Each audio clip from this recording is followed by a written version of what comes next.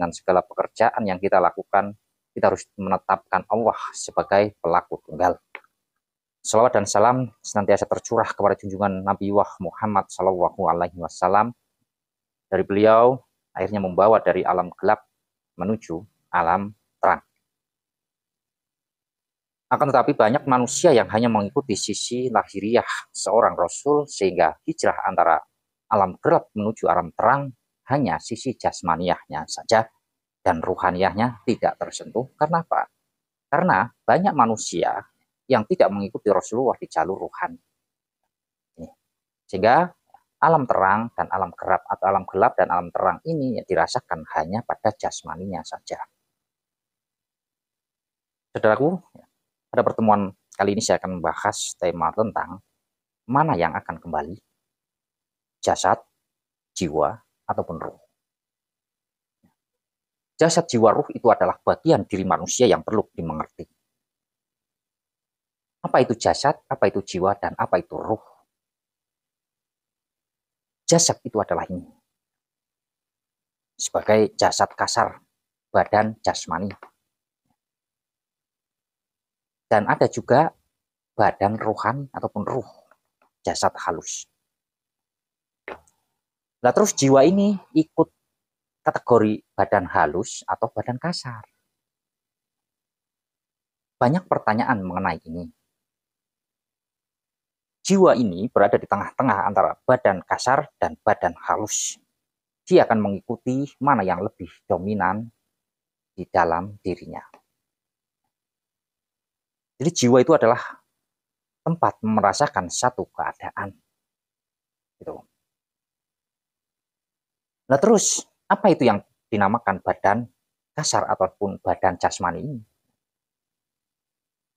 Badan kasar ataupun jasad jasmani ini adalah ruh ataupun jasad halus yang diwujudkan, ruh yang dizahirkan ataupun ruh yang menzahir. Paham? Saya ulangi sekali lagi. Badan jasmani ini ataupun jasad kasar ini adalah ruh yang dijasmanikan,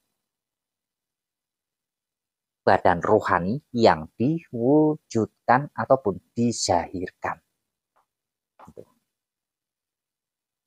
Nah,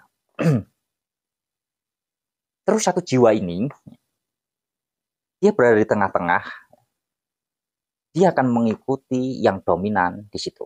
Apakah yang dominan jasad halus ataupun jasad kasar.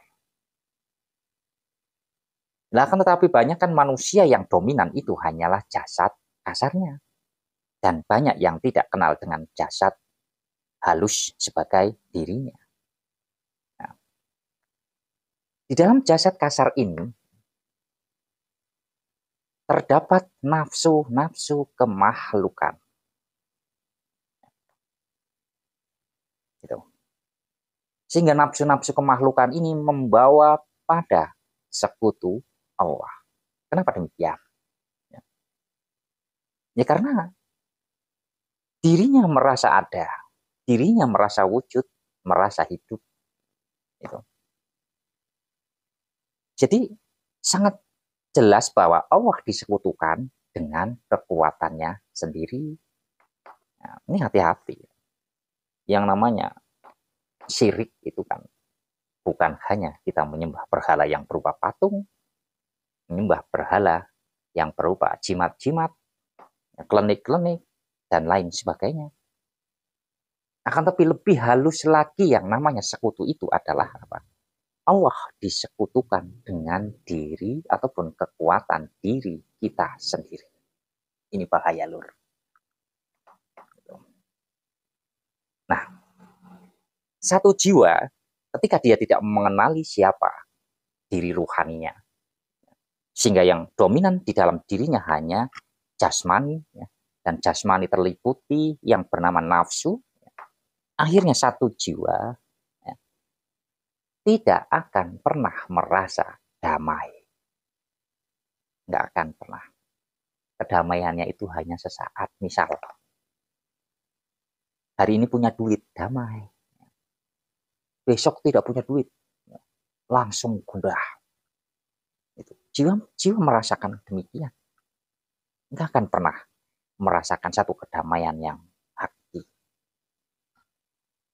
Akan tetapi, manakala manusia itu mengenali bahwa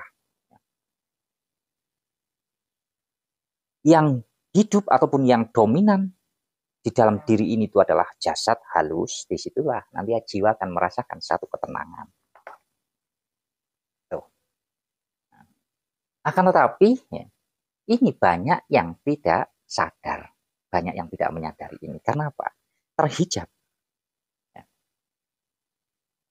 Hijabnya dalam bentuk apa? Ya. Sehingga kita tidak bisa mengenali diri. Hijabnya dalam bentuk diri merasa ada, diri merasa wujud, diri merasa hidup. Itulah hijab yang menutupi kita sehingga kita akan sulit pulang menuju kampung halaman. Perlu bukti. Ya.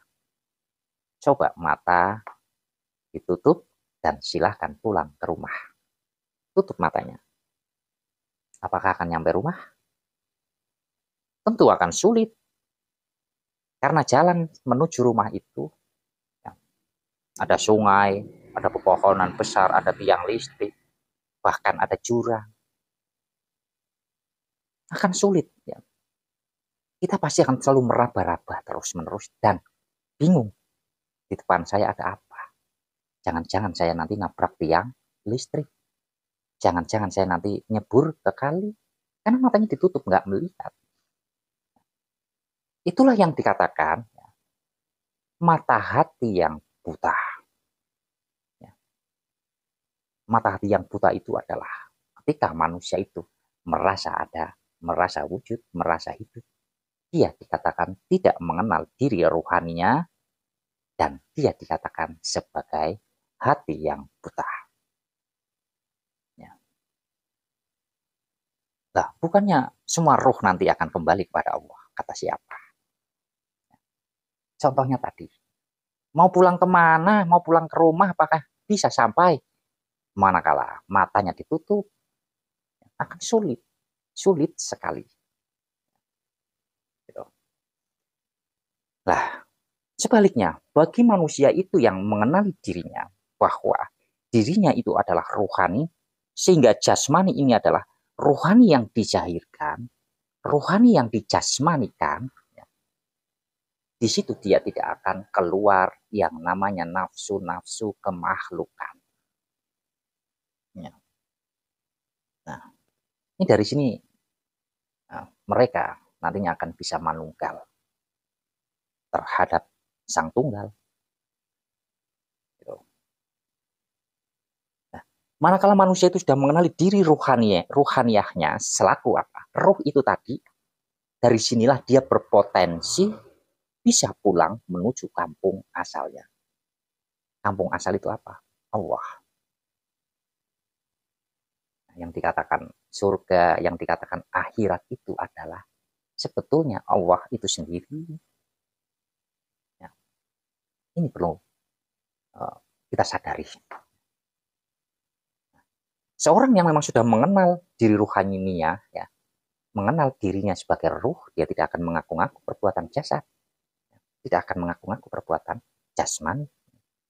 Dia akan selalu menatapkan ruhani bahwa yang melakukan pekerjaan, melakukan ibadah, ya, yang kaya, yang punya jabatan tinggi itu bukan jasmani, melainkan itu adalah ruhani yang dijasmanikan. Paham?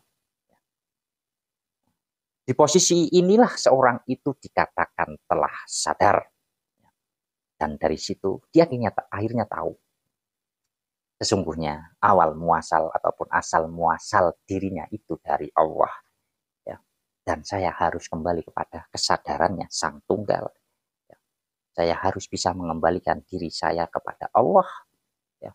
Bahwa Allah lah yang berperan atas diri saya. Sehingga la haula wala quwata illa billah. Nah, jadi siapa yang akan kembali, Lur? Yang kembali itu adalah kesadaran, ya, terbukanya satu kesadaran bahwa Di kehidupan ini itu hanya milik Allah. Di kehidupan ini hanya punya Allah. Sehingga hanya Allah lah yang hidup, yang ada, yang wujud. Inilah yang akan bisa kembali kepada ataupun kampung halamannya. Jadi akan pulang lur. Dan ini dikatakan sebagai mata hati yang telah terbuka. Paham lur ya? Mudah-mudahan bisa dipahami dan bisa menjadi bahan renungan buat kita. Dari saya terima kasih dan mohon maaf. Wassalamualaikum warahmatullahi wabarakatuh.